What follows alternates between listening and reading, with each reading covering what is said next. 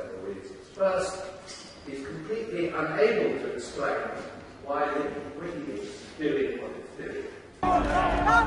We support a cause that is no more radical a proposition than that the citizenry has a right to scrutinise the state.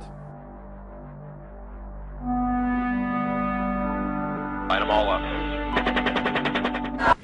And when asked for reasons, and this is well documented, he always comes. So let's talk a little more broadly about this. I mean, in general, what's your philosophy? Why is it right to encourage leaking of secret information? Yeah, well, there's a question as to what sort of information is important in the world, what sort of information can achieve reform. And there's a lot of information. So information that organizations are spending economic effort into concealing, that's a really good signal that when the information gets out, there's a hope of it doing some good. So he doesn't really know why he's doing it. Militaries keep information secret to prosecute their part of a war, but also to hide abuse. And there is a military argument for keeping some information secret that is very timely. So an example of where troops are about to deploy. But that information expires quickly. And this information ranges from 2004 to 2010. And the next reason I would say that if you're implying that governments protect themselves with a conspiracy of silence, and that we, the citizens, are victims of that conspiracy, it's a little unwise to behave conspiratorially yourself. And most sort of pressure groups that go down that track make a real effort to be transparent. I mean, Greenpeace is a very, very good example.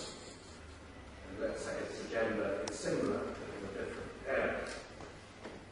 And the third thing I would say is if you are charged with wrongdoing in a jurisdiction universally respected for its fairness and independence, the honourable way to behave is to face up to the situation, especially if you believe yourself to be innocent.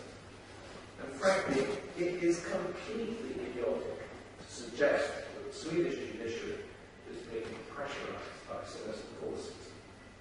If you really think that, you're into conspiracy theories, and you have no real understanding of the way intergovernmental relations work. So what I see is that Assange has tethered himself to a vehicle that is much larger than him, much more important than him, that he's clearly enjoying the notoriety. And it seems to me that because of this unfortunate juxtaposition,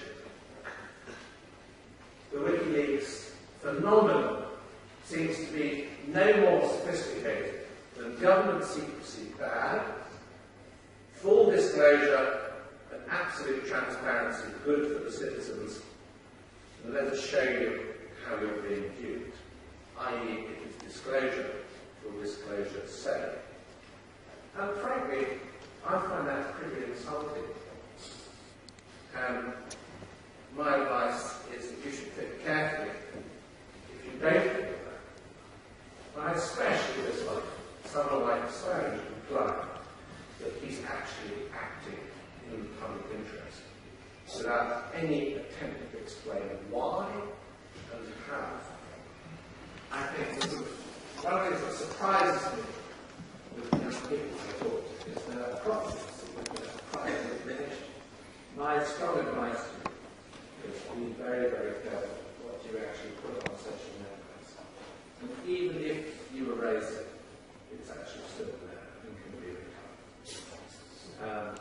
So take those decisions with care. And the last thing maybe to say, just to conclude, in talking about this sort of IT phenomenon, of course, it brings us all countless benefits, and I'm sure that none of you can imagine what your life would be like without it. And the balance is unquestionably positive. But it also creates incomparable potential for mischief. It amplifies threats from bullies and malign individuals. It empowers paedophiles, terrorists and extremists. opens vast opportunities to technologically savvy criminals. And because of the speed at which massive data can be shared with millions, it puts us into a very equivocal and difficult position where there's no real way of understanding or judging what the consequences of certain actions might be, because they can be broadcast and shifted across so many people. And I think for that reason I urge you to, as it were, think hard about the Wikileaks phenomenon. Right, I'm going to stop there and wait for questions, I guess.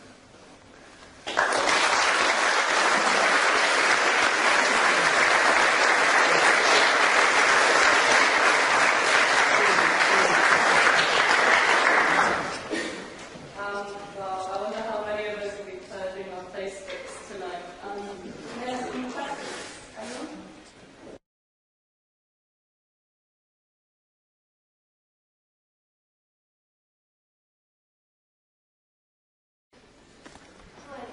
Maybe it's gossip and truth. Sorry. No, I was really pleased that you spoke about public interest because I suppose the state and the employees of the state are ultimately hired by the public. For me, I don't find it in the public interest that there are hundreds of thousands of Iraqis dying, and especially civilians dying. On which point I'd like to come back to the Downing Street memo, which I wish you'd spoken about because it's something I'm really interested in. Well, I'm telling you straight away that the children will be very long day to answer questions on Iraq. It's not technically such a but in practice it is such a I'm not surprised that you are, but I'd just like to share with the audience that what was in the Downing Street memo that Sir Richard Dearlove said was that, having reported back on his recent talks in Washington, military action is now seen as inevitable, and Bush wanted to remove Saddam through military action justified by the conjunction of terrorism and weapons of mass destruction. But the intelligence and facts were being fixed around the policy. And I find that a terrible betrayal of everything that democracy is supposed to stand for, and that the intelligence service is supposed to provide. And having spoken about public interest and about Wikileaks and I think it's terribly undignified, well, I think this kind of transparency is incredibly dignified, because to find out information like that, and that's what public servants are actually doing, and that's how intelligence is being used, I think that the most dignified way that we can recover from that is to find out that information and move on from there.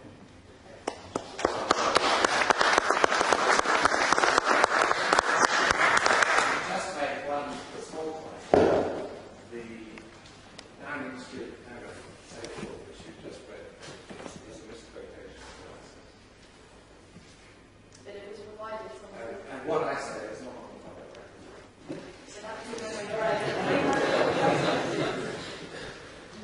so that's That's just a basic fact. But was that not produced? Was that not given up?